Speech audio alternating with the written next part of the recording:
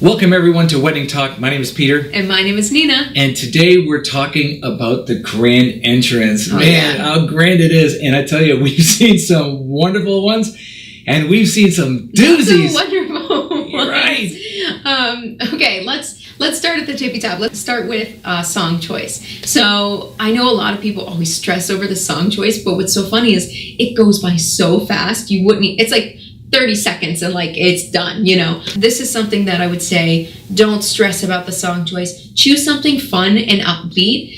If that's your personality. Current song that you like on the radio just has a nice, good kind of dance beat. It's true. You want to feel comfortable walking into a song that you can kind of groove to. Yeah. So make it you and whatever it is. And if you get stuck, you can ask the band or the DJ, hey, do you have any suggestions for songs? And I'm sure that they're going to be able to help you out. We've seen some pretty unique grand entrances. We have.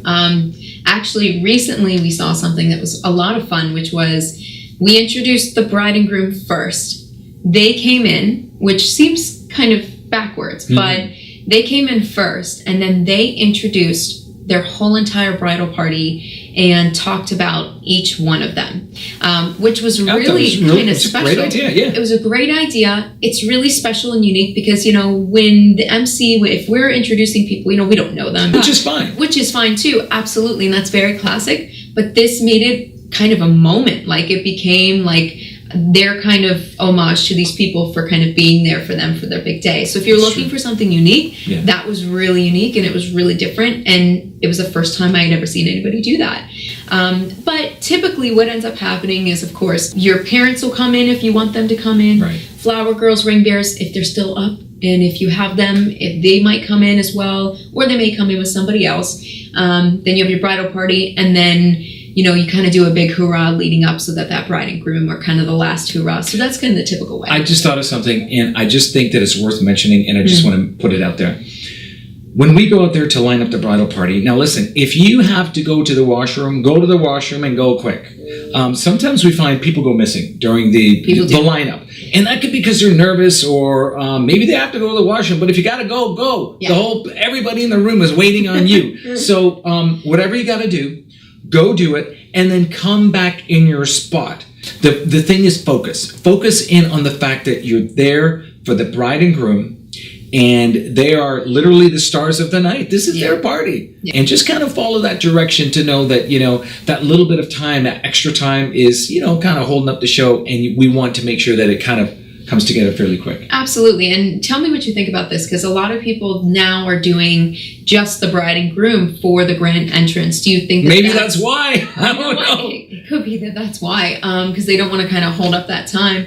But some people, I think it may be because they want to keep that focus there, or they don't want the silliness of like everybody coming in and doing like the wheelbarrow and dresses and like things like that. The fish hook. Oh yeah, exactly. Which is that's totally fun okay. too. I actually enjoy that because it's entertaining for us to kind of watch. Yeah. But if that's not the type of celebration you're kind of looking to have, then you may just want to do the bride and groom. It seems to kind of be a trend that people are doing. Oh, you know, the other thing I was thinking of is a lot of people now, because brides, something that's kind of a trend nowadays, which is brides aren't taking necessarily the groom's name. What? So, yeah, no, It's true. No, it's an amazing world we live in. Not all the time, but this has happened on occasion. It's kind of like half and half now. So if you are keeping, then, you know, don't be ashamed to put both names right back to back, you know, first name, last name, and first name, last name. Let's talk a little bit about, they come out in couples usually. Yeah. And should the girls be on the right or the left? I mean, how should they stand? It doesn't matter as long as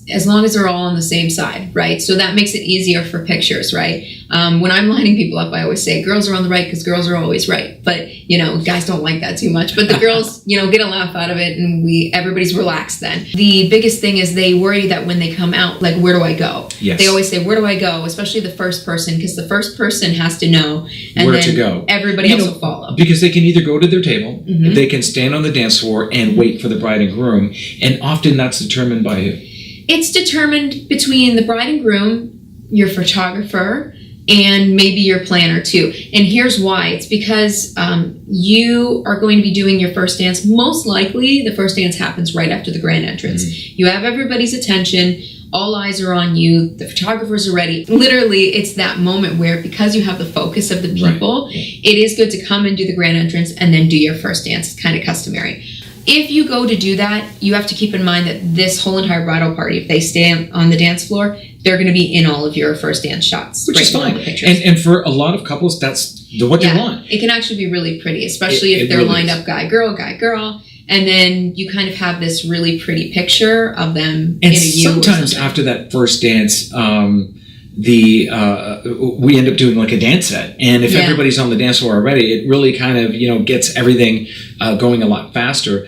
But I think that you want to determine where everybody is going to go as soon as that they walk in, and whether they're going to go sit at their tables or stay on the dance floor. This is something that should be talked about. And what do you think about props? Like when people do like feather boas and like the big oversized glasses, do you like that? Do you think it's cool? Something a little fun doesn't hurt. And you know what? If it brings people out of their shell a little bit and kind of loosens up the crowd, that's fine. Because you know what? In the end, it's a celebration. Yeah. It's a party. So why not start off the party with a grand party if that's how you feel? Absolutely. So let's recap a little bit. So we talked about song choice. So something fun and upbeat would be ideal if you want that sort of atmosphere for your party. Something classic maybe. Maybe Signed, Sealed, Delivered by Stevie Wonder is awesome song, right?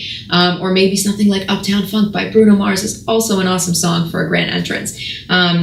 Unique ideas like the bride and groom coming out first and introducing everybody else. If that's something that you think is more you as a couple, then that may be something you want to consider. Or maybe just go with the bride and groom. If you don't want to have the bridal party, that's totally fine too. It really just depends on your style, your flair, and maybe if there's a time constriction, you may want to consider that as well.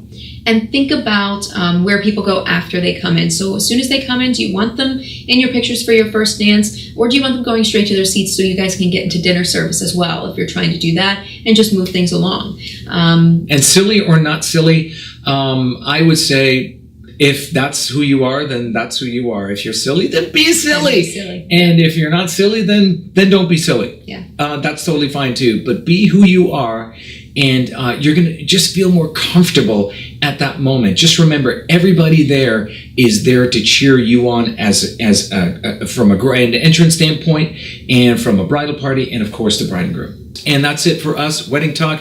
I'm Peter. And I'm Nina. We'll see you next time. Bye-bye. Bye.